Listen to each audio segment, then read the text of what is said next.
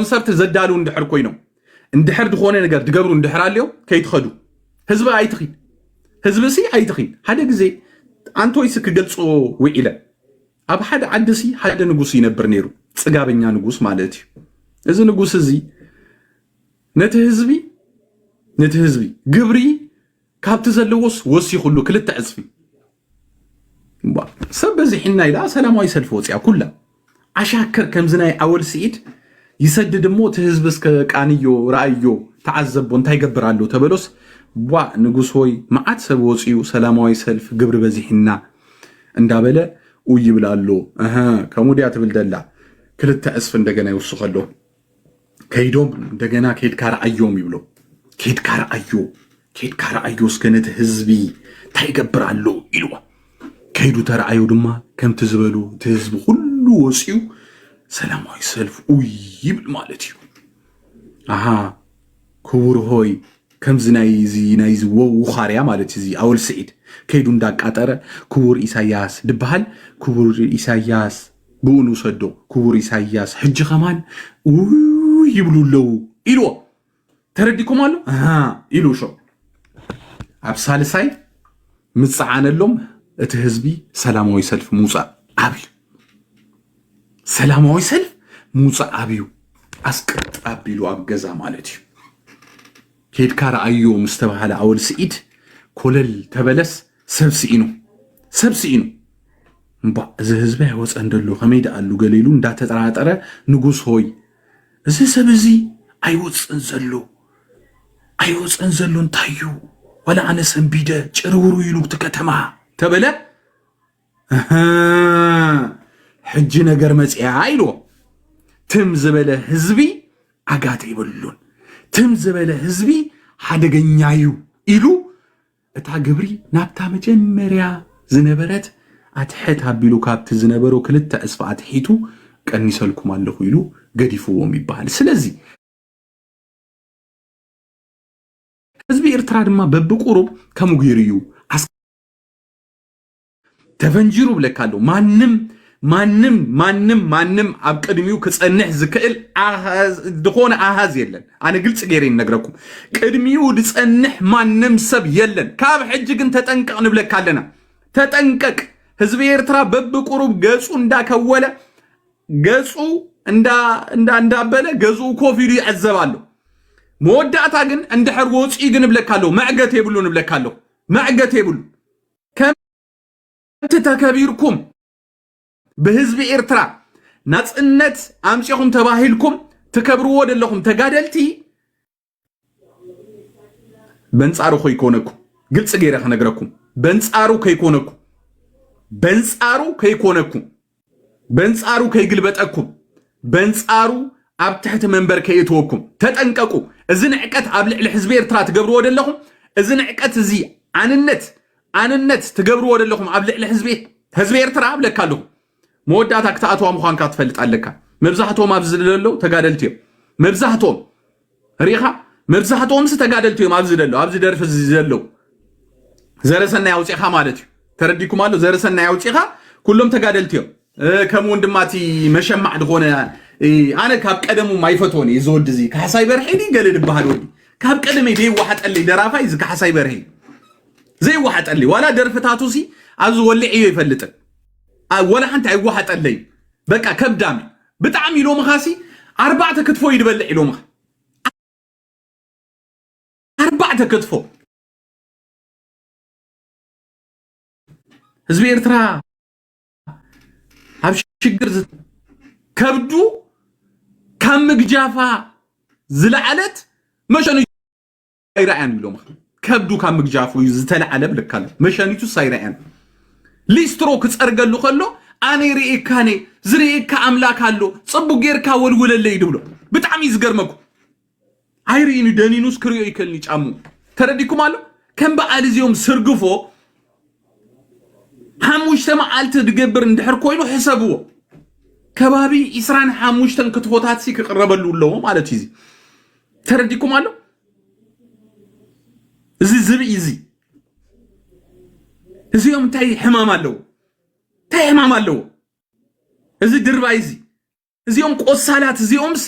ንህዝቢ ኤርትራ ስብለካሉ ድምፅ ክትኮኑ ወለኩም በፍንጫኹም ንብለኩም አለን ተወዲያ በፍንጫኻ ቀድሚ ምድራፍ ካይዝ ነግረካነ ኣብቲ ቦታ ትብለካሉ ኣብቲ ቦታቲ ሰባይ ኮነ ንብለካሉ ንፋስ ከም ደይንቀሳቀስ ክንገብሮ ኢና ተወዲያ ኣይከይኒ ድኾነ ሃገራዊ ኣው ከይትርከቡ ብዛዕባ ህዝብኩም ሕሰቡ ብዛዕባ ኣብ ዳባ ደሎ ህዝብኩም እስኹም ሕሰቡ እስኹም እዮም ተሓስብሉ ባይዞ ደንበ ተቃውሞ ኣይሓስበሉኒ ደንበ ተቃውሞ ኣይሓስበሉኒ ነዚኦም ኤርትራውያን ኣይሓስበሉኒ ጉሒላይ ከምቲ መንግስቲ ከምቲ አርቲስት ጉሒላይ እቲ ተቃዋማይ ኣይህብኒ ገንዘብ እዚኦም ከማን እኮ ህዝቢ ኤርትራ ጠሚ እንዳተባሃሉ እኮ ንትግራይ ደሓገዙ እዮም ብጣዕሚ እኮ ይድገር ስለዚ ክልቲኦም ሓደ እዮም ንኣና ይሓሲናሉ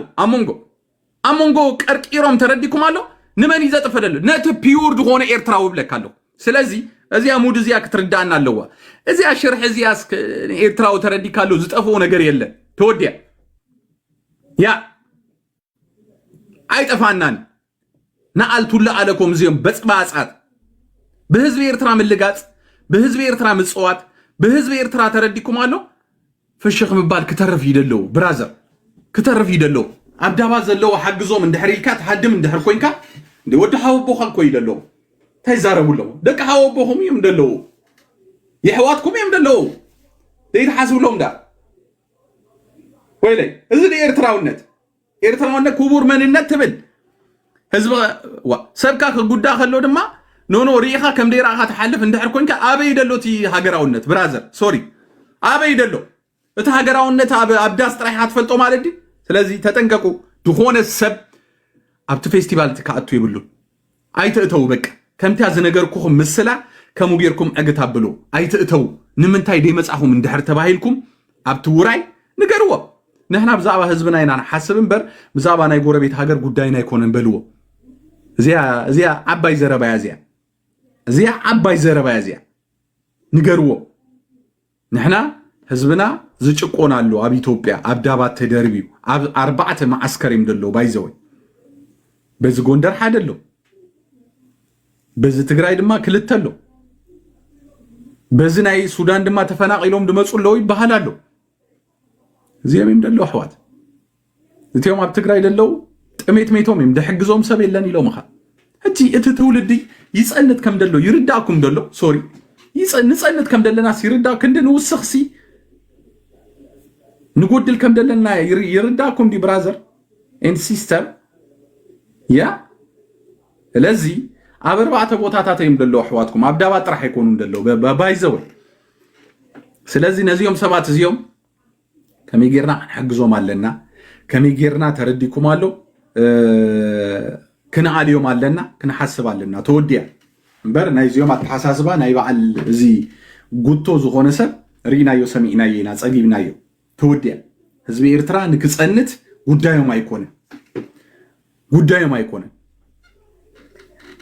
ጉዳዩም አይኮነን አነ ብዛባ ዜጋታቱ ዲ ሐስብ በጣም ይደጽላኒ አብዝ ሰዓት እዚ ድማ መንግስት ኤርትራ በሎ ከመውን ድማ ገሊኦም ናይ ተስርዓት ክስታይ ሆኑ ሰባት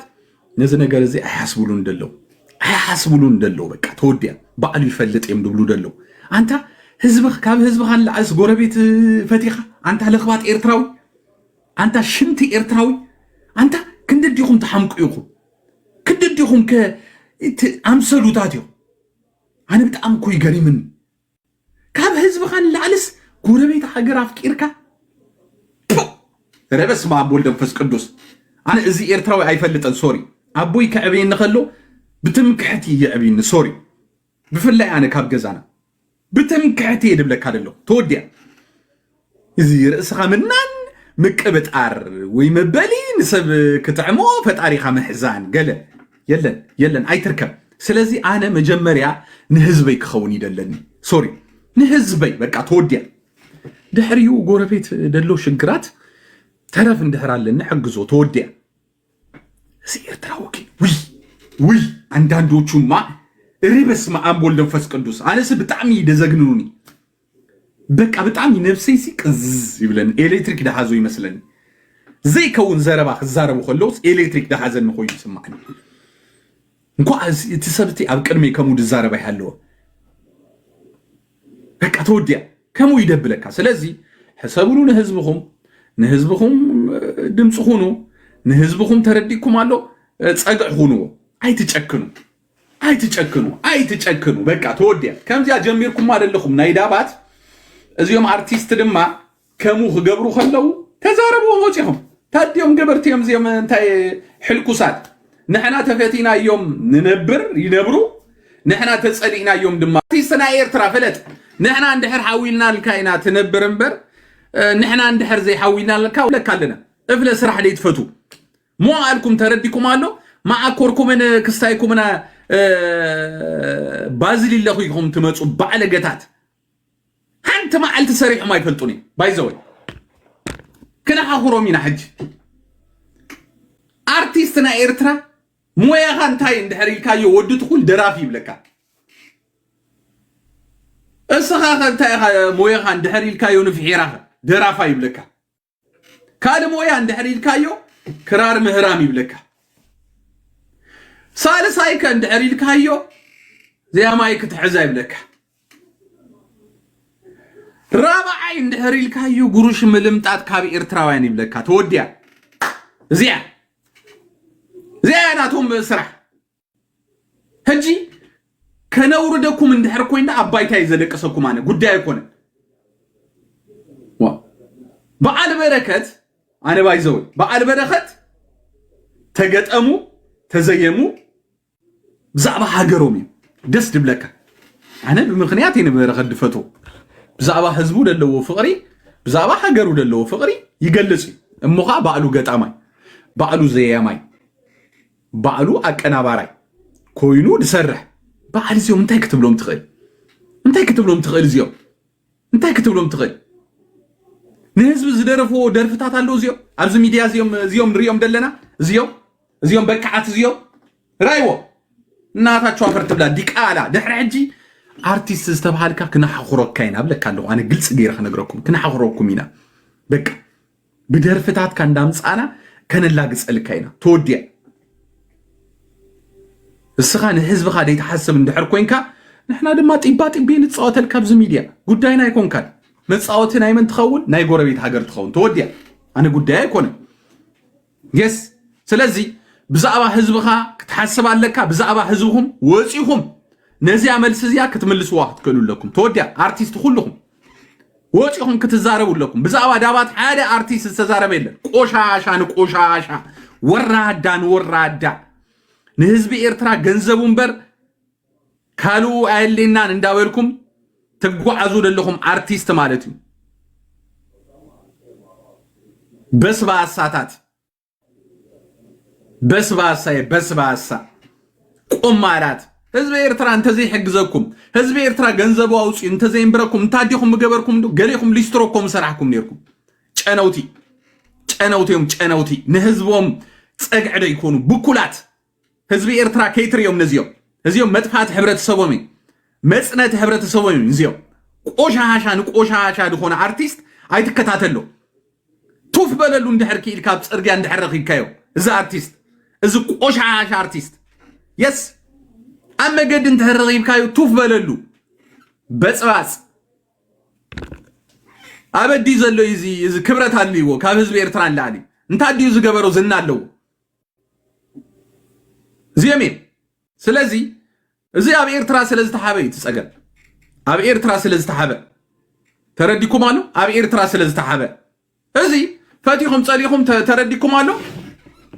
اب غوني اسياس افورق خوينو فراداي دخونه سل انا ግልጽ ገሬ ደይ ነግረኩም እዚ አርቲስቲው እዚ አይኮነን ራይዎ በቃ ናአይ ወድሰኒ ናአይ በፕሮፓጋንዳ ክትሕግዘኒኻ أبزي أخوين كان عهز تزارب كلمة أسر بيت كان أتوينا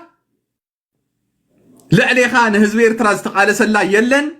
اندا بلا نايسو الساعات تقادلتي اندا تقلعو بكالشو مالتي قال يوم بتصفعيت اندا تحرمو اتزقر أبسر بيت اندا نبرو ازود دزي إسرازور أب أدهالو زلو منجستي دليت كاغبر زدلا خايو نفليبوس كأسورو يخيل أنا قلت غير نقرأكم أبكن ماملا نفليبوس كأسورو يخيل زي بقى توديا عند حرصلي وسي نفليبوس كاتو يخلي بقال فيليبوس اشانغوليتيو بقال ابراها كاسا اشانغوليتيو ما بيرترا كندزي اصفر غبرو يكلوني سلازي ازيوم سبات ازيوم نحناينا دمص نغونلهم نحناينا كالك يمسلك سجيدو مولو دخلو نزا اول سيد بقال فيليبوس يب طيب تصاوت لكم الصو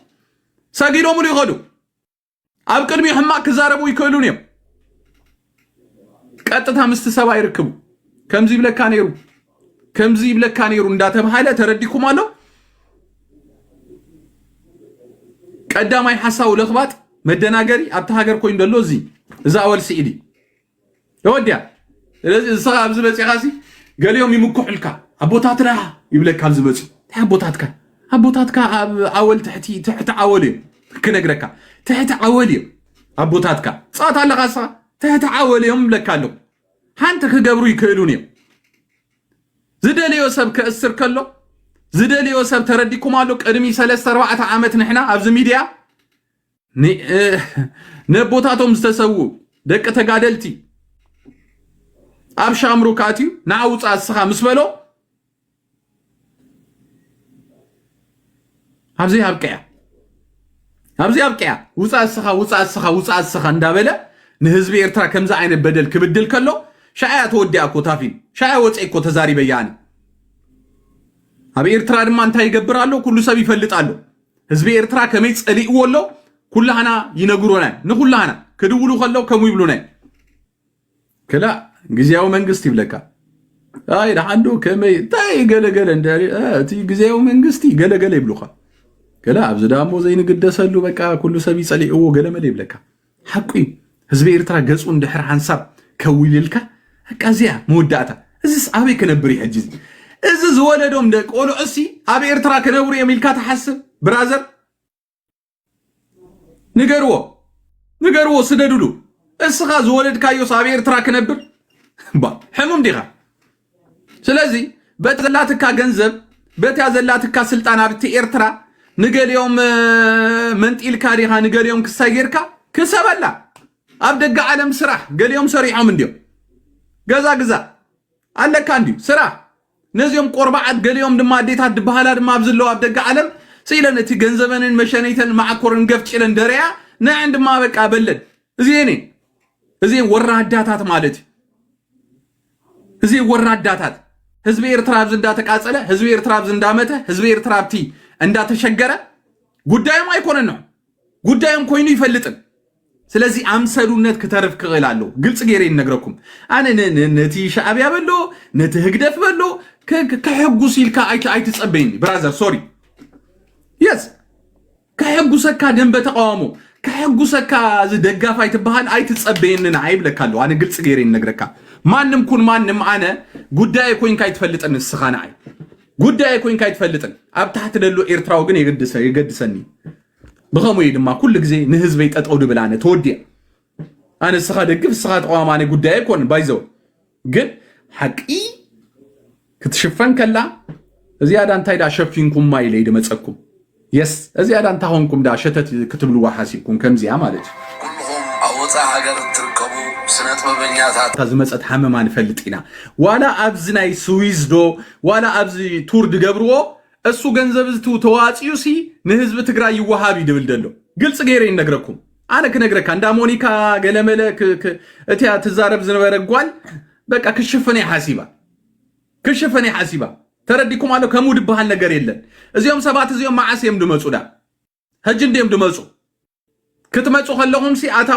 አታዊ ናይ ትግራይ ግበርዎ ህጅ ሲ ዴካውን ሲስተም ክሰርሑ ሲ በቃ አምናይ ስዊዝ ከብደላ ገንዘብ አብ ስዊዝ ድመጹ ደሎ ህዝቢ ገንዘቡስ ንትግራይ ይሃብ እኮ ይድብለኩም ደሎ ስለዚህ አዝናይ ስዊዝ ደሎ ከመጹ እንደም ዝዮ እስኻ ደሃብካዮ ገንዘብ ትግላስ ንትግራይ ክትከይድያ ማለት ትግላስ ንትግራይ ክትከይድያ ናዓና ከሽኩዕና እንታይ ኢሎም መሲልካ ኖ ዛ ዓመታው ዝግበር ኪዲ ቆሻሻ ኪዲ በጽባጽ ሲልካ ከይድካ ናይ ዲኻ መሸንቲ አሽከ ናይ ከተሽካዕ ንኸይትፍትን አጅም ድመጹ አብዝ ቀረባ ጊዜም ድመጹ ስለዚህ አብ ስዊዝ ዘለኹም ህብረተሰብ بزعبا زي قاتاتكم تحاسبوا كيتاتو أيتتو أنتنوهم كمان توديا السخان تقراوا الكاريخات سعسع هجي ولا ساعسيتم كغيروا يم مالتي تقراوت كم زيهم بسعسو كم زندابلكم سعسو قبل كم زندابلكم ገንዘብ ውጽውጽ ነገር ይስከመሲ ገንዘብ እንዳበልካ ሳሰ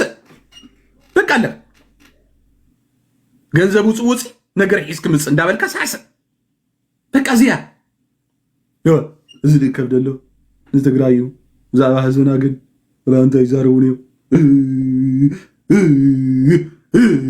እንዳበለ እንዳቆዘመስ ውሽጡ እንዳተበለ ውሽጡ እንዳሐረረስ ተረዲኩም አለው በቃ ክረ እጥራህ አታ ክልተ ሰሙን ኤርትራ ጌርካ ንምምጻእ ተረዲካሉ ህዝብኻ ትጭክነሉ እንድሕር ኮይንካ በስባሳይኻ ማለት ህዝብኻ ፈቲኻዩ ይትፈልጥን ስለዚ ኣብ ስዊዝ ድመጽእ ኣብ ስዊዝ ዝቀራረብ ደሎ ጉዳይ ኤክስ በልዎ ህዝቢ ኣይትኺዱ ተወድያ ማንም ኩል ማንም ኣይትኺድ ጽባንጎ ክነግረካ ህዝቢ ዘድሕነካ ምስ ህዝብኻ መዓት ዳርጋ ጋዓት ይዝብሃል ተረዲኩም ኣሎ እዚ ቪዲዮ እዚ ድማ ኣው ትቅድሑ እንድሕር ኮይንኩም ንዘለ ዓለም ያተርፍ ኣብዚ ሰዓት እዚ ህዝቢ ኤርትራ እንዳተጨቆነ ህዝቢ ኤርትራ ኣብዚ ተደለየ ቦታታት ማዓንጡ እንዳወፀ ተረዲካሎ እስኻ ግን ኣብታ ሰዓት እትያ ህዝቢ ኤርትራ ኣብቲ ዝዓርቀሉ ህዝቢ ኤርትራ ኣብቲ ዝስየፈሉ ህዝቢ ኤርትራ ዝመተሉ እስኻ ትስዕስዐ ነርካ እኳ ከምዚ ዘመን ተባሂልካ ቪድዮ ኢኻ ደምፁልካ ኣይገርመካ ካብ ከምዚ የድሕነና ይድበሃል ኣሕዋት የድሕነና በቃ ተወድያ የድሕነና ትማሊ ነዚዮም ደንበ ተቃውሞ ንህዝብኹም ዘይረዳእኹም ንትግራይ ንብሎም ነርና ሕጂ ድማ ግልብጥ ኢልና ናባኹም ኢና ንመጽእ ተወድያ ናባኹም ኢና ክንግልበጥ ንብለካ ኣለና ናባኹም ኢና ክንመጽእ እዚ ጉዳይ እዚ ከነስተብህለሉ ክንክእል ኣለና ክንሓስብ ክንክእል ኣለና የሕዋትና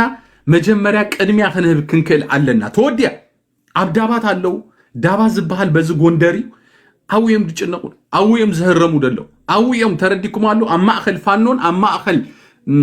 መከላከያን ኣብ መንጎዮም ደሎ እዚኦም ሰባት እዚኦም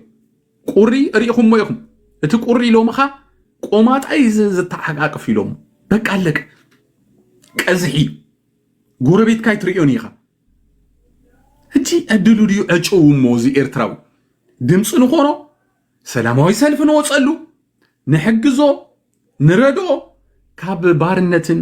ካብ ዝተፈላለየ ቦታን ከነውፅኦ ይግባአና ኣሕዋት ስለዚ ኩልኩም እዚያ ነገር እዚያ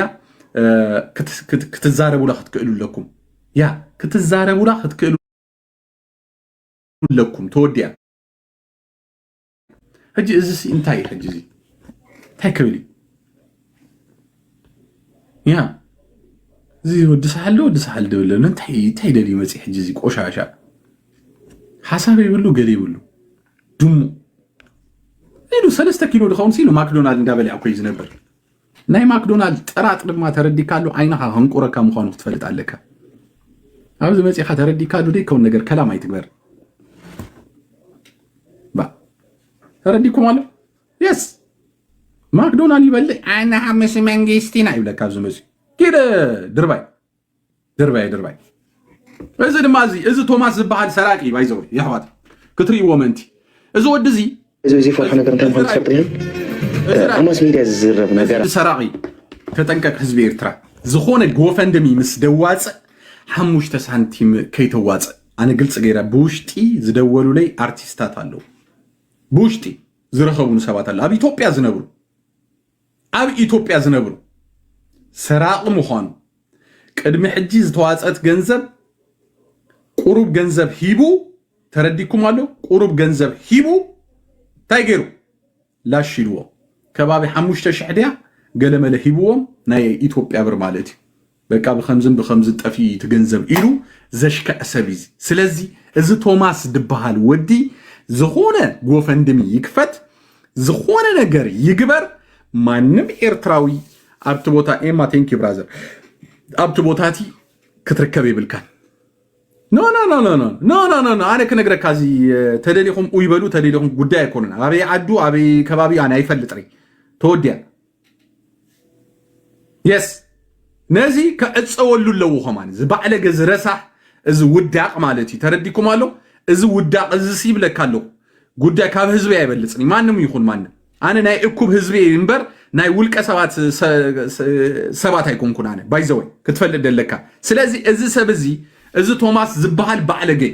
በቃ ተወድያ ሓደ ግዜ ተዋጽኡ ተፈቲኒ እንታይ ገይሩ ነቴን ጎፈንድሚ ያውጽዩ ቁርብ ሂቡ ተወድያታ ገንዘብ ይልዎ ስለዚ ከምዛ አይነት ቆሻሻ ወራዳ አርቲስት ድማ ምስኡ ሰርሑ ሰባት አሉ ኣብዚ መጽእ ምስ ጭብጥ ከነምጾይና ምስ ጭብጦም ከነምጾሚና ምስ ጭብጦም ብለኩም አሉ መን አርቲስት በዚዮም ናይ ዳባት ዘላገጹ ኣብዚ ከነምጾሚና ኣብዚ ሚድያ ኣብ ልዕልት ህዝቦም ከነምጾሚና ግልጽ ጌርና ኢና ንዛረብ ምክንያቱም ከይዶም ክበጽሕዎ ምስ ሓሰቡ እቲዮም ገሊዮም አርቲስት አይንኸይኒና ኢሎም ተረዲኩማል ነብሰ ፍቶት ጌሮም እንታይ ገድሽና ደበሎ ወረገ ያለው ስለዚህ እዚ ጉዳይ እዚ ብጭብጢ አው ዘለው ሰባት አምጺና መነመንዮም እዚዮም ከሙድ ገበሩ ሰባት የና ነምጾሚና አበዲስ አበባ ዘለው ብፍላይ አበዲስ አበባ ዘለው አርቲስትታት ደቅ ሸርሙጥ አይለኩሜ ደቅ ዛ እካባት ማለት እዩ ደቅ ተረፍ ኮንዶም ይሁም ብለኩም አለሁ አነ ግልጽ ጌሬ ነግረኩም ምክንያቱም ጨነውቲ ይሁም ንህዝቢ ኤርትራ ኮይንኩም አይትፈልጦን ይሁም ንህዝቢ ኤርትራ ገንዘቡ ክትበልዑ ወንተ ዘይ ኮይኑ ብለካለሁ حاسبكم لو يكونكم مناو سنة بمنيا يعني اندابل كاتنبر دلخاو افلا وخاريا ودو وخاريا مالتي يس لذي اب ኢትዮጵያ ዘለው አርቲስት ንህዝብ ኤርትራ ከነጭራሹ ዘኪሮም ወይ ፈልጦኒ በዳናቲው ረሳዓቲው እዚዮም ጨነውቲው ሎ ይድብል ደሎ اب ኢትዮጵያ ዘለው አርቲስት ብለካለሁ ክንጅመሪና ስራህና እዚያ ዳዊት ተባሃል አንተላ ፈሳዊት በሮሮ ኢላት ለይሲ እጅስ ቴሌፎና ሂበዮም ማለት ያው ደውሎ ምላ እንታይ ዳይላትኒ በሪከርድ አለው ክሳብ ጀቀባ ባር በዲዮ ዘባት ገርጋ አጣውለን ታሕስባለ ቃይላትከ እታኒሽቲ ቆላኩ እታኒሽቲ ቆላ ተረዲኩ ማለት 3 ኪሎ ተኸው አብዚ ላይ ካናዳ ዳ ገለመጽ ያለ ሐጂ ተረዲኩ ማለት ነግረካ ምሳና ተወሪዶም ዛአበ አብደህንነት አለው አበዲስ አበባ ዘሎ አርቲስት ይናል ብልደለና እዚዮም ባለገታት ረሳሐት ጨምላቃት ሰብስክራይብ ከይት ገብሩ ሎም ከማን እዚዮም በሰባሳት ሰብ ከይሬው አይትራይዎም ህዝብ ኤርትራ አይትራይዎም ናአሁም ድድንግጸልኩም ንህዝብኩም ዝድንግጽ ሰብስክራይብ ገሩሉ ኣብ ልዕሊ ህዝብኩም ቼቼ ክጻወድ ሐሰብ አርቲስት ግን ቁልቁል አፉ ድፋዩ እናቷ ፈርት ብላ ይሸርሙጣ ልጅ ማለት ነው yes በስባጻት ትዋን ደቅ ትዋናት ይም በቀደሙም ደቅ ወልደ ገባ ስለዝሆነ ደቅ ወልደ ገባ ድማ ስርሑ እንታይ ገንዘብ አበ ያለ እንዳጨነው ይድኺ አብላ ገንዘብ አለ አብስ ጨኑላ በቃ ናይ ገንዘብ ሕማም ዘለዎ አታ ሂማኒቲ ቀርብ ካብ ገንዘብ ላዕሊ ከምዚያ ግርምቢያል ዝተኸደነ ሸርሙጣ ሕልክስክስ አይተበሉ ሰቡት ኩኑ ተወድያ ካብ ገንዘብ ሰብ ይበልጽ ካብ ገንዘብ ዜጋታት ካይበልጹ ተወድያ እዚ ሕሰብ ህጅም እዚ ናይ ዳባ ድዋጻ ደሎ ገንዘብ መብዛቱ ኤዲት ክግበሪ ይሕዋት ክንደይ ከም ተዋጸ ኩሉ ኤዲት ክግበሪ አነ ግልጽ ገይረ ይዛረብ ህጅም ኣብዚ ነገራት እዚ ተሳተፉ ደልኩም ሰባት ጥንቃቄ ይለይኩም አነ ግልጽ ገይረ ከነግረኩም ተማን እንዳፊሊ 1 ሚሊዮን ተዋጺ 10% ናባኻ ካአቱ ቀድም ድኾነ ነገር ምግባርኩም ይዛረብ 10% ናባኻ ያአቱ እታ 10% ድማ አሪና ተወድያ ኣብዚ ሓሩ ትበሃል ጓል እንደ ሓሩ ትበሃል ጓል ድማ ክዋጻይ እታ 10% ናባኻ ተቆሪጻ ንህዝቢ ኤርትራ ርዩ በቃ ተወድያ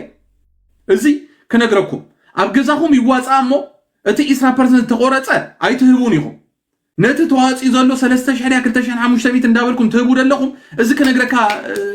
አዲት አይተጋብርኛ ሶሪ ኩሉ ንፈልጦይና ናይ ቲክቶክ ነገር ኩልኩም ክትገብሩ ከለኹም ቀዲሕኩም ናይ ህዝቢ ኤርትራይ ናትኩም አይኮነ እስኹም ገዛ ከፊትኩም 5 ሳንቲም ዋላትኩም አረክቦ ተማል እንዳ ሞኒካ ተዋጺ በአካውንት ተዋጺ እቲው ናይ ዳባት ደብጽሕ ድማ አብናቱ ጊፍት ሰዲናይና ተወድያ ወላ አንተ ሕቶ ይብልናን ምሳ ደራኸም ነገር ይብልናን ሕጂ ምስ ሞኒካ ከምዚ ወሲድኪ ከምዚ ክንብላይ ንኽልኒና ምክንያቱም ዳይሬክት ናብቲ ሰቢና ሰዲናዮ هجن نزيوم بقال فيلي تبهالو بقال عرو تبهالو قول عجن صبو تقبروا لهم جن 10% آتي الله نباهم قراريسكم كي تصدوا كندي كم مهانا سي كنقرأكم نغالينا هذا ميلون توازيو كبابي شحن قلملن كل تشع تترف اندحر كوينكا ازي صبو يكون يا انا قلت غيري نقرأكم ولا تكشي بسنة سرعات عبدابات زلو سبات عبدابات دلو سبات نقاليهم إلكا مستهب بلكالو أنا قلت غيري دزارب أبزي أسب لكالو فحام مسيري دزارب ودلوه يقول له كالي نقر كيف التر بسنة سرعات كيف كاك أنا محجي زقبر كايو شلالينا كاينا زدليو خاسبات كيف كاهيب كاها نزدليو حيمانوت كيف كاهيب كاها هجيكن زيا كتفتر عند ليانينا بمسارته يرب لك كارلو بمسارته زيا كيد كانت يوم عوزلو أكفافلتي نعمر كبو توديا بإخل مسارات كلها جنزب دما كندي كم دعوت أبا أكاونتها مسيحات نجرب تيك توك عند مونيكا كم تاز جمر كايا كمزن أبا أكاونتي أتي كله سديدو ملي إذن الله سلزي إذا جنزب دما مس جبر حياوي ترداديهم نهزبنا بسنة سرعات كيدو بس حلو كنسرحينا مالتي يا رادالج كم زي الدلانه زي قنعنا دلو برسنتيج اندا قورسكا دم كترفالو زي ايقبلاني انا كميك ايقبلاني كلكم زيات قبروا لكم سناي نجر صبغيو جن مسمولو مسغانا خونلا ما انتي ابغزاكم دما زتواصا 10% زيا دما ابغزاي زعاتوتيا إلكم كستاي قبروا حرايدو يو نهزبي ابرهلو صباحنغو حزب ኤርትራ ተረዲካሉ ዘይት ተጠቅም ገንዘብ አመት ከዛርቦ ይخيل ተጠንቀቁ እዚያም ጽቡቅ ነገር ትገብሩ ደለኹም ሰባት ከይተትርፉ ድኾነ ነገር በቃ ነህዝቢ ኢሉ ተዋጸ ገንዘብ ትግልኩም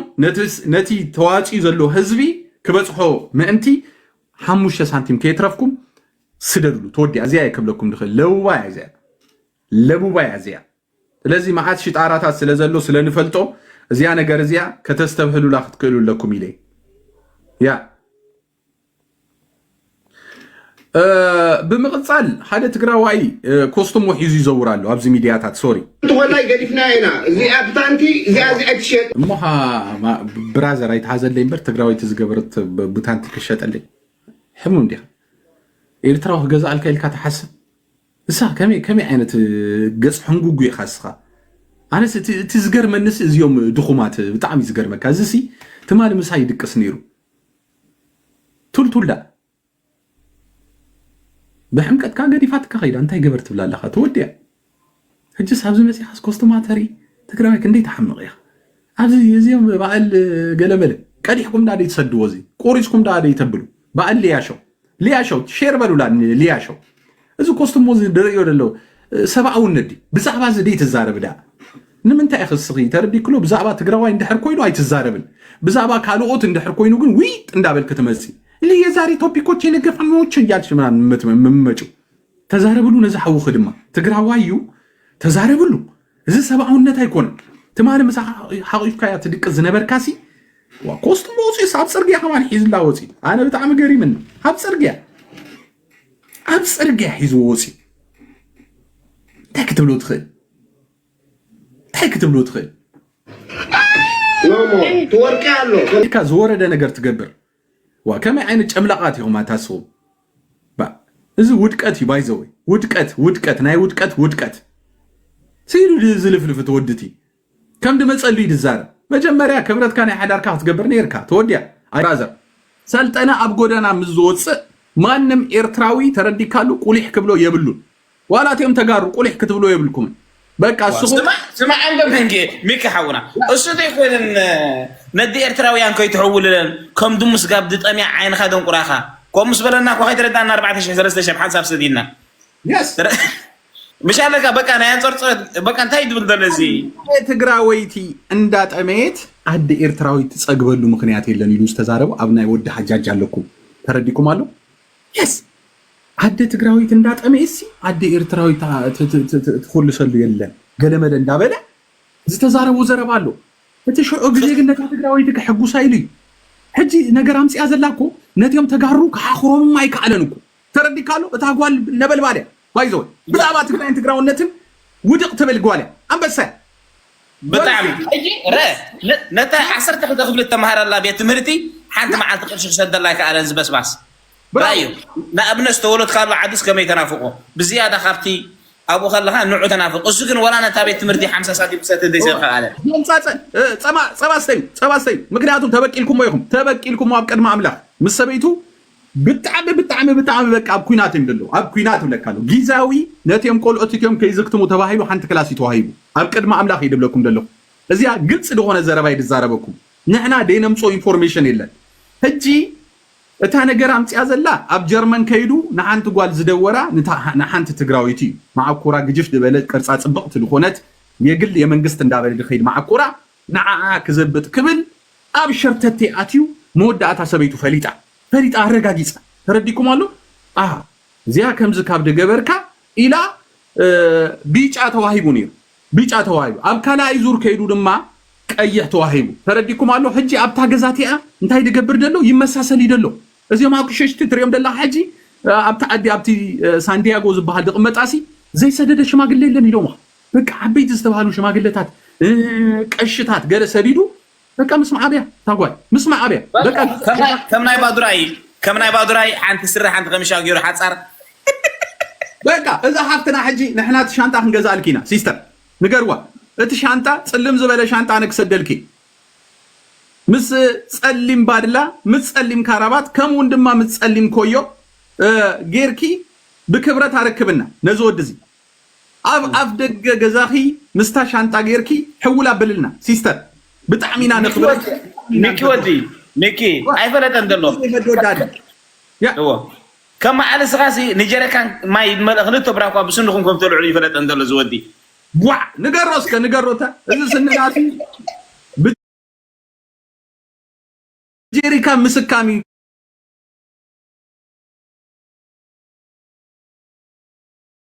ጻዕዳ ኮይኑ በሎ ንገሮ ነዛ ስነይ ከወስዳ እኮ ይደዩ ኢልንሎሞ ክፍትና ኣይ ፍትኖ ንብለካሎ ሶፍት ልዕለላኒ ብራዘር ከምኡ እንዳበልኩም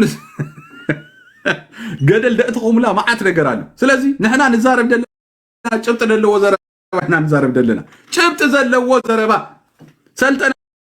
ዓውና እማ ኣጋጢሞ ኣሎ ብሰበይቱ ተፋቲሕ ይደሎ ጊዜያዊ ግን ነትዮም ቆልኦት ቁፃብ ማዓንጣ ድሕብሉ ኣብቲ ገዛ ተፈቒዱሉ ሓንቲ ክላስ ተዋሂቡ ደሎ እዚ ሰብ እዚ በቃ ፅንሕ ኢሉ ከም ድወፅእ ክትሪኢኹም ኣብ ቅድሚ ኣምላኽ ይድብለኩም ደለኹ እዚኣ ራእይዋ እዚኣ ሲ ክትሪእዋ ኢኹም ጫካ ኣስፊርዋ ነታ ትግራዊት ካብ ህዝቢ ኤርትራ ፈልዩ ካብ ህዝቢ ትግራይ ፈልዩ ኣብ ጫካ ኣስፊርዋ እሳ ኣንቲ ሚኒት የስ እንዲያሞ ታብታብ ገበሩታ ሰብ ከነእቱ ከለና ትነፅጎላ ተይ ፀገብ እንዲያሞ ዮዲ ስደዲ ኣሎራ ሃፍትና ሃሎ የለን ሃፍትና ሄሎ አቤት ሃፍትና ሰላም እንዴት ዋልካ ተሓንዶ ከመይ ቀኒኻ ይቐኒየለይ ቀዳምነት ይቐኒ ሰናይቲ ቀዳምነት ይቐኒየለይ ዌልካም በርካለይ ነገር ይቐኒየለይ ካልኣይ ነገርካ እዚ ሰልዲ ተዋፅዎ ዘለኹም ሚኪ ኣነ ከምዝን ክብለካ ኣይደለኒ ኣዲስ ኣበባ ከም ዘለኹ ትፈልጥ ኢኻ እዋ ንዘለዎም ንቤተሰቦም እዮም ድህቡ ነዚ ሓገዝ ንስኻትኩም ካብቲ ኢልኩም ኣዋጥም ንትሰድዎ ንዘለዎም ንሃብታማት እዮም ድህብዎ ከመይ እዚ ይነዋፆ ደለና ገንዘብ ሲ ንፋሚሊዮምን ንሃብታማትን ኣነ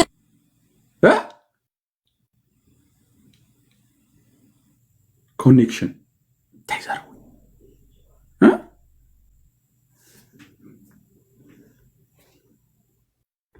እዚ ሲሉ ይስሕቅ እንታ ኾንካ ሲኢልካ ትስሕቅ ግን እዚ ወዲ ሳህል እንታ ኾንካ ሲኢልካ ትስሕቅ እስከ ናእቶ እንታ ኾንካ ሲኢልካ ትስሕቅ ኣላ ኣታ ጥረ ስጋ ኣዳብ ዘይትገ ኣዳብ ገበሩ ብለካ ኣሎ انت كون كتسغل ما يقدر هادو كيفلت دحري ترى كم تتمال زنبر كاي مالتيو بطعم دسيبل زيوم انتي ديم دليم زلو بقى خي واصع يحون كل يوم زلو ممصيم ابكن ويا يسرحوا ويا يسرحوا حزبناتي كم دق زاغرا تي نحنا خستاي طفي زلو من فاتي اي واي زوي ازو كله مين يندبلو دلو ازو كله دشغرو دلو ازو كله واጭ زبلو دلو سبايتو قيح كارد سلازحبتو قيح كارد سلاسته وليداتلو يا اما صويا حج تريف አይደላ ታሳንጡ ሳንጡ ድማ ነና ዝሰደሉና ክባረሪ ተወዲያ ከም ሰው ኸውኒ እስካቡሊ እንዳበለ خدرف ይዚያ ተወዲያ ከምዚ ኩሉ ግዜ ሀገሩ ዘይخبر ዚያ ትግራዋይት حنفه ዳይትያ ባይዞ ቴንክ ዩ በልዋ ኩሉኩም ንሰልጠነ ሰበይቱ ሳፖርት ግበርዋ ቲክቶክ ከነበኩሚና በጣባው ንፈእቲ አንበሳ حنفه ዳይት እንዳበልና ኩላሃና ናትና ሐሳብ ሰሪህ ሰልጠነ ከመጌሩ ጉዳዩ አሚዲያ ከምስጣ ቪዲዮስ ተሰነ ነገር ስለደሐዝና አረኪብና ሰልጠነ ቢያ ይባላሉ ካብገዙ ቢያ ይባል አሎ ተወዲያ ስለዚህ ድራር ሕጂ አቅምጦብ ገዛኻ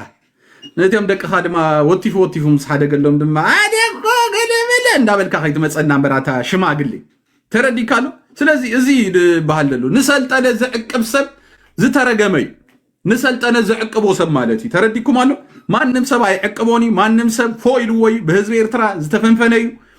ስለዚህ አብዚ እንታይ ብለር ወዚልኩ መሪራቶ እንዲያብዚያናይ አብዚናይ እንዳሞኒካ ተዛረብና ይዚ አቡን እሱሲ ሰብ ይቀትሉ ነው ማምናዝሪት ይልካናምሽ እዚ ድማኮ ማስረጃ አለና ብራዘር እዚያኮ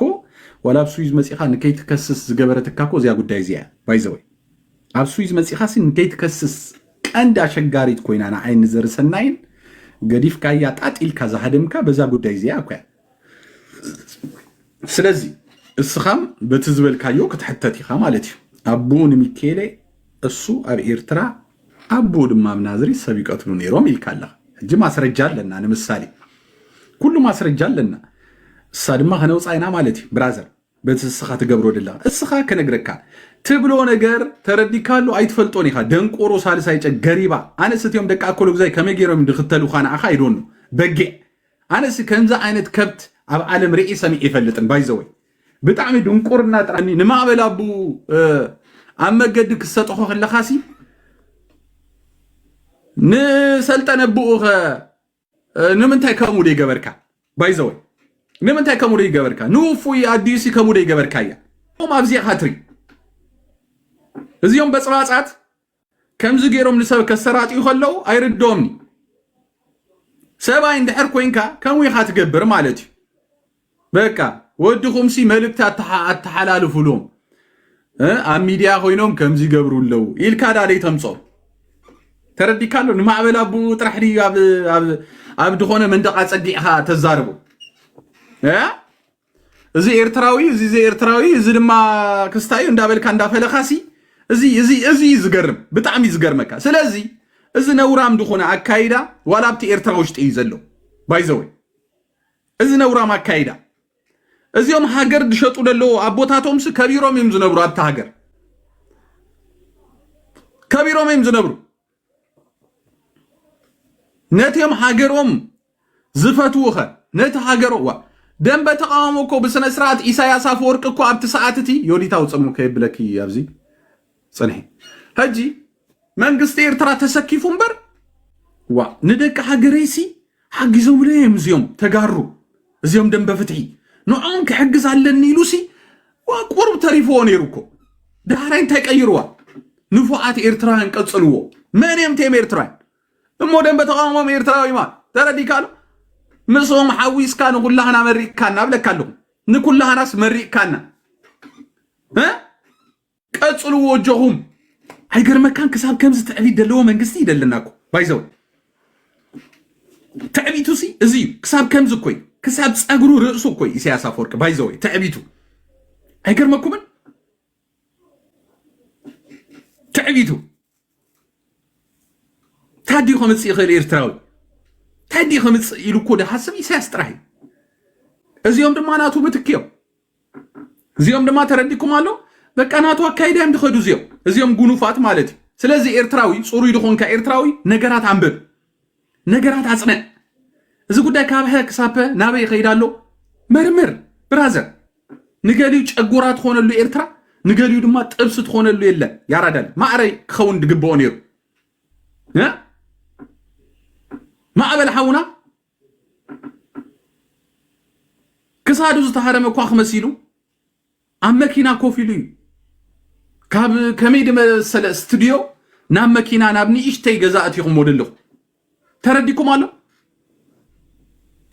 نابني إيش تي هانتي مكينا كوفا بيلكم تزاربوا لهم إذا ما هاتياتي بايزوي هاتياتي بحق إيد بلكم هاتيات يا أبو أب حزب إيرترا مولوسي أب قدم سب غيرهم كزاربو خلو كابزل الكو ودقت يلن يرادال ولادي خاص أب قدم سب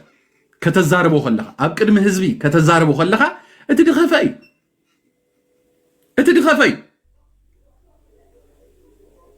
يا نزيو مهباي كزرطو معاتي مثلا انت منغستي بايزوي كزرطو معاتي ندق حماسينن ندق سرايني دملكم تمنغستنبر نتي مهبايسي ايدفرومني مثلا انا سوكو يدغرمن كموم مينين كتبلالكا مسون بقى يغبروا بمزرا بمتغبار ديكوره بمزرا وانچا زوسدو زي مهباي بايزوي بمزرا تراسيلون بملفلاف تغبار ግን زيرو تغبار زيرو ترديكم قالوا تغبار زيرو بملفلاف ግን ተሰማዕነት ክረኽቡ ይደልዩ አይገርማኩምን ስለዚህ እትደይ ተዛረበ ወላ ሓንቲ በቃ ምርጫ ይብሉን እትዝ ተዛረበ ድማ ምርጫ አለው ኢሎም ደሐሱ ደናቁሬ አየ ህዝብ ኤርትራ ቀሊል ህዝብ ገይሮም ወይ በኢሳያስ አካሂዳ ዝመልኩ ወሰባት አለው በኢሳያስ ሃንጎል ድቀርጾ ወሰባት አለው ብራዘር አይተሐሰቦ እዚ ክንደይ ነበልባል ድኾኑ ኤርትራውያን ከምደለና ክትፈልጥ ክትከላለካ ማንም አብልዕል ማንም ንጉስ ክኸውን አይሐሰብ አነ ግልጽ ገይሬ ይዛረበኩም ማንም አብልዕል ማንም ንጉስ ክኸውን አይጸበ እመነን ይደብለካ አይደለም አይጸበ ያ አይጸበ እዚያ ተወግህ አደ ተወግህ ከይመስለካ ተወግህ እያ ግን አነ ሐደራ ድብለኩም አነ ፍትሐዊ بايزوي بتعمل فتحه وسبي اب ايرترا አይደለሁም حلفتي ندقهم هذا مليون دولار هيبكم اب جلس غرو ازغروم بقى علق ناتكم بدل السما يطحنوا يا رادالجو ملكتنا انا محلالف دلنا اتيوم عبيت زتبهلكم اتي ابت تحت دلخه حمدي خامون اب حمد تملسي يا رادالي انا قلت غيره نغركا اتيوم زلكم جن هذا مليون هيبكم ندقهم أبقى هاجر سددوه يا رجال جون صباحا نقول ترديكم الله ما مثلنا يزهزبي مرقصنا يزهزبي لخول أنا قلت غير يزاربكم صباحا نقول هزبي إرترا توف قبل اللومي كم زي قجل عسر تحمشته كم بيت ودد توف قبل اللومي ترديكم الله سلازي جيزي لا تكو اتا جيزي دما حجيا تا جيزي زواهل لكم وجنزب هيبكم قال يوم هيبومي بايزوي نفلطون لنا شبط لنا بايزوي قال يوم بقهدي نقد كفيتهم لومي على افريكا حجر ندقهم بحبوق زي ما حضروا سبات نفلطوا منا نحن ترديكم قالوا كمون قبروا كالو الدما الكازي كورونا قلمه سيلكا اسا الكازي سبي خات حلو لله خمر الحنتي حسب يكون كانت تحلو تيم عبيت جن كمو قبروا بقى توديا صباحا نقول نتيم ولادكم صقم كي تخونوا السخم زقبركم مو بدل ابو كيف نجرم انتي كاب إيساياس جميركا بفلاي إيساياس سددهم زيوم سلسة دقها هذا كوتس تباهيلو تتحيزونير كوتس دليو تتحيزونيرو تي ما أخلاي نعو كي نقروا مليسو معي أسروا نعو همان اي نقروا نيساياس اندحر نقيروا كقتلو يتباهيلو اي تنقرن بميستر تبيلو مليسوم أبقزو مليسومو يجرم يلو مخا يستيو كم دليتي يدخون ابت هاجر اتعب حاول ما كم دليتي اتي ودو مالتي تعبي ولا انت تمرتي يبلون هاي الكايو با يبلني لومها اتي ابراهام زبال دنقورو ناي دنقورو كستا يدلو هجي ኢሳያስ አፈወርቂ ጋድ ዘይ ገበሮ አውሽት አብ ኤርትራውያን ናይ መንነት ቀለውላው ስለዘለወ ንወዱ አምጻ ቢሉ አብዱ ሆነ መድረክ ከሪዮ አይከልኒ ከሪዮ ሳይከልኒ ምክንያቱም ኤርትራዊ ኮነ ይፈልጥ ኢሳያስ ይፈልጥ ንህዝብ ኤርትራ መቀላሱ ካሊ ብራዘር ግን አድኻ ደይ ምርሳ መወዳታ ድማ ዜርካ ትግራይ ነታ ትግራይ አምጻ ቢልካ ምስ ኤርትራ ምድማሪ ሐሳቡ ዘሎ ንሕና ክንድመራይ ንኽእልኒና ህዝቢ ኤርትራ 30 ዓመት ዋጉ ደኸፈለ ደሙ ደኸስከሰ ምስ ካልኦት ንክድመር አይኮነን እዚ ክትፈልጥዎ ትከሉለኩም ምናልባት በአሪ ጋይና በአል ጊዜና ኢልካ ተረዲካሎ ብዙሕ ከተግባብዕ ትኽእል ኢኻ ናትና ፈንጂ ግን ሓያደ የስ ናትና ፈንጂ ከምዚ ናይ ሰልጠነ ዝሕልኩስ ወዲ ሕልኩስ ከባቢ እንዳ ሓደነት አቦይ ሀብተይ ወደ ሐውቦይ ወደሞይ ትብላይ ኮነት እናትና ብራዘር ክትፈልጥ አይደለካ ወደ ሐውቦይ ወደሞይ ወደ ከባቢይ ወደ አኮለ እንዳበልካ ድግየደ ይኮን እናትና እዚያ ክትፈልጣለካ ግልጽ ድሆነ ናአኻ ብጣዕሚና ንዕቀካ ናአኻ መሰላትን ማለት ናትካ መሰላት እዚየሜን ካልኦት ከይመስለካ ናትካ መሰላት ማለት ናትካ መሰላት እዚየሜን እንታይም ድብሉ መሲልካ ናትካ መሰላት እዚየሜን ናትካ ማሁም አብ ትግራይ ሰገረ ከማሁም አብ ትግራይ ሰገረን አቦታትኩም ትግራይም ሰጊሮ አብ ኩናት ትግራይም ሰግሩ ነይሮ ታይ ሐዛርብ ካለ ታሪክ ከተምጻልና ደሊያ ውጭ ግና በሀገሩ ሆይኑ ጅግናይ አልጊም ካበልና ይበሎ አብናይ ሐመድ በይበል ጅግና ሰብ ግን በቃ ጅግናይ ታይዘ ዴከውን ነገር ክትዛረብ ትፍትን ድራርን ጸጋይን ትባሃል እስኻሲ ክትጠርጥ ንትግራይያ ተሰማዕታ ጥራትካ ባይዘወይ ተዓድኻስ ተፈለያ ሕጂ ትግራይ ትባሃል ደላ ከመጌርካ አብዛባ ውጭው ክትዛረብ ውጭው አማኸሊ ውጭው ነታ ኤርትራ ይድማ ወዲቅላ ነታ ኤርትራ ይድማ ኩሉ ነገር ኮይንላ እስኻኸ ሕጂ ብጣዕሚ እቲ ናይ ነዕቀ ዘረባ ድርባይነት ይዚ እዚኦም ትሪዎም ደለኹ ውዳቃት እዮም እዚ ትግራዊት ያ ሰበይቱ እቲ ድራር ድባሃል ድማ ናይጄሪያዊ መንጢሎ ኢሎም ኣብ ቅድሚ አምላኽ እዚ ትግራዊት ያ ሰበይቱ እዚ መን ይድባሃል እዚ ጸጋይ ድባሃል ሰባይ ስለዚህ እዚኦም ወራዳታት እዚኦም ቆሻሻታት ታሪክ ዘይብሎም ካለ ታሪክ ክሰርሑ ክንድዝ ምፍታን ኣብ ልዕሊ ሰብ ዝተገበረ ኣብ ናይ ሓደ ሰብ ታሪክ ከምዝዩ ከምዚ ገይሩዩ ከምዚ እስኻስ እንታይ ዲግሪ ሰቅልካዮ ነገር ኣለካ ዲ ብራዘር እሱስ ኣብ ከማን ኣብ ሕማቅ ጊዜ ከማን ኣብ ሕማቅ ጊዜ ህዝቢ ኤርትራ ንክመሃር ኣይኮነ ንክነብርሲ እቲ እድል ዘይነብ አዲልዎ ድማ ተረዲኩም አለ እዚኦም ድርባያት ግን እንታይ ታሪኮምስ እንታዩ ንገሩን እስከ እቲ ጆን ብላክ ሓደ ግዜ ነዚ ድራር እንታይ ልዎ መሲልኩም እስኻሲ አድግራት ከድካ ትሸይን ይልዎ አድግራት ከድካ ትሸይንሲ ምሳይ ክትዛረብ ይልዎ አድግራት ሕሰቡ አባያ ታሪክ ይብሎም ታሪኮም ልክ ጥይት እንድሕር ተተኩይሳ ኣብ ኢትዮጵያ ይራዩ ኣብ ትግራይ ይራዩ ስለዚ ኣብ ሰላም ጊዜ ኣብ ኤርትራ ተመጹ ኣብ ኩናት ጊዜ ድማ ትግራይ ተሰግሩ ከመይዝ ጉዳይ እዚ ብራዘር ከመይዝ ጉዳይ እዚ ደንቆሮ ተኣካኪብኩም ተታሒዝና ኣብዚያ ክንነጎርዞ ሰላም እንታይ ድኸ ኸብረሮት ዘለኻ እንታ ትርጓሚ ሓሳሙ ማሴ መንሞ ረዋዋ ዓመይትበር ረዋዋ ኣይኮነ ጽልኹም ሲ ምስ ሓማሴን ድዩ ኣነ ሕጂ ፍርፅርት ከብላያታ ጉዳይ ተረዲካሎ ጽልኹም ምስ ሓማሴን ዝበሃል ሕብረተሰብ ድዩ ምስ ኢሳያስ መልሰለይ እልና هو ዘይኮነ ኣነ ከም ኣነ ንሕና ብጉሩብ ንከይድ ዘይኮነ ኣነ ከም ኣነ ኣብ ኤርትራ ሓደ ጓሓፍ ስርዓት ህግደፍ ዝበሃል ስርዓት ኣሎ ሃራይ ምስ ህዝቢ ሓማሴን ግን ኣይኮነን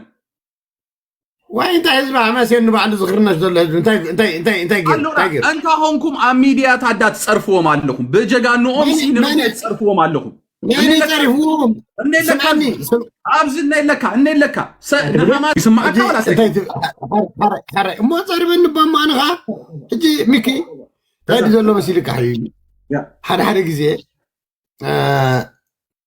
ንምውታት ሲ ምውታት ኣለዎም ይብል ኣነ መንግስተ ሰማይ የዋርሰ ጥራይ ዝብል ግብሩ ኣብታ ዝኸዳ ትረኽቦ እዩ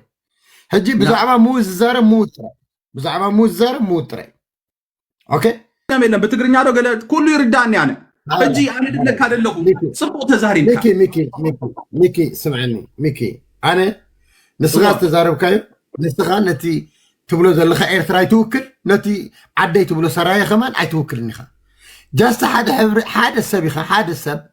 اتنا عخاد سمعك ود هاجر كان ود عد خان ويكا اتنا عخا عوتنا يتبلو بصاي كان اند هرد اوكيلو السبزي اخنيا ناتنا اليكا يس اسغاسي منم نتا ايرترا ديخا نا ايرترا تاريخ تقلت لعلتي ايرتراو خوينكا اخام ايرترا كتبل مانم نتخبابي ايوكلني يوم زو كلهم سبك يلن يبلك الله خاني تولد ود سمجا نمنتاي دا سقيلكم اذا دا تزاربو سي نعنا يفوتوا فيديو تسرحوا انا مستزارب كوري كتزارب فيديو سريحكم سي حزب حماسي انا تزارب الخام لهنا بدايزي سمع عنده عركبني كاسيل كبرور ايتبل سيد كبرور ايتبل كحجها اي حنساب شو يتزارب طيب ابتغزا تقاديم كاريكون كانت وين ها انا سمعني حجي سمعني مو لا ما كان كشفني خمسي انت كل انا نو كشفني خمسي خمبر نزيوم كتنقفو ما يكون كامل انا ايمنني بلعت تبرز نبركا قبره ملس خوبل ايه كم زخما خدنا قرص لزي سانو بتتبلو زلخا خود زخول اكلات سلازلو انا خابلك الله انا نندو ود هاجري مسحواتي مسحوتاتي زودقو نزا هاجر زي اخبلو يكونن حماسينوسي نتي سجر مرب نعي حزب تግራይ كمان حوي لي زخيد ايه نعي كان ايرترا صلعي سرعه قدفن مسو زدخرون طراي ايوم اخله تامن بزي زخيد انا اوكي صبوتي زيا تزاريب كاسخا نزيوم غون خا اب قال سلنا اندابلو ግን ተረዲካሎ بشفان قال سالنا اندابلو نحزب ايرترا بب قروب እንዳውጹ بفلاينማ ابز صرف زي تتحيزكم دلخم دك حماسيني አይዛረቡኔም አይመልሱኔም እንዳበልኩም ትድክርዎም ደለኩም ንዓሚም ተረዲካሎ ህጂ እዚ ነገር እዚ አዴጋ ብረካዲ ባይዘወይ ሐማሴናይ ከይخبርካ አኩሉግዛይ ከይخبርካ ሰራይ ከይخبርካ ሻሞን ተበራት ከይخبርካ ሲ አብ ኤርትራ ክንበር ይኽእል ዲሙሌ ከም ሐሳብ ይድብለካ አለው ሰብ ንክጣፋ እስኻ ትጉስጉስ አይ ትጉስጉስ ነይ ሐመሽ ሰብ ንክንበረላ ኤርትራ ግን ተሰራሐለኻ ንበል እዚኦም ሰባት እዚኦም እንታይ ገብሩለው ህጂ نتي سبسي قرحنت غيرومسي بقى عدنا كبدي ملس يم دغبرو دلو ببز تفلالي بوتاتات እንደተንከፉ ማለቲ ተረዲካሎ ስለዚህ ነዚህ ንቀፎን ብለካለና ተረዲካሎ ንቀፎም ነዚዮም ወይ አይተወኩሉናኒ ሆመ ኢልካ ሐሳብካስ ሀብብ ለካሎ አብዚ ከባቢ ሐምዱ ዘለኹ እንታደ ዘለኹ يوم تسمعني تريني هاي تفاحيهم ازدي ازكو يدعرقني يوم دك اكلوك زيسي ناي دك عندهم سي زرق توسعات حتى يتدمكا يري كان انت يتفرق بلو مزت امبلكسك يركو زر اندابلكا بلو ولا بولا يفرح انت قصص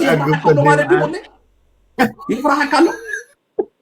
اذا قص فرس مسل قصهم سي يفرح كالو مالدي هذا تروي اتعرقي كنغرك معارف سلازي دقا كولوك زي ابزئتو مس دقا حماسين زلكم صلئي انتايو انا ابز ميديا سلاز تعذبكوخمي هجي مولي مليس اللي يالو صقم يلا ناتو ريتوي نعنا يوكلونا يوم سبات زيوم انا بقول لك الله ميكي دحال حجي تاسئل مصايا مو انصايا انصايا تروي انصايا انا بقول لك الله هو زيوم مسود حماسين يكون مسود سراي يكون انا اب ايرترا مانم اينبرن ايكنبرن يخا اوكي مانم صليه باللين يبلكالو مسجدفن مستي ابراسن زخوينو زمص زخونه يكون ولا حاوي يكون كن اوكي اذا زربازي كاز بلكا دلخو انا يخننو ايه يو نو انت لك مسيركا ويد اي تملط نمبر نموتات سي موتات لووم يلكا بقى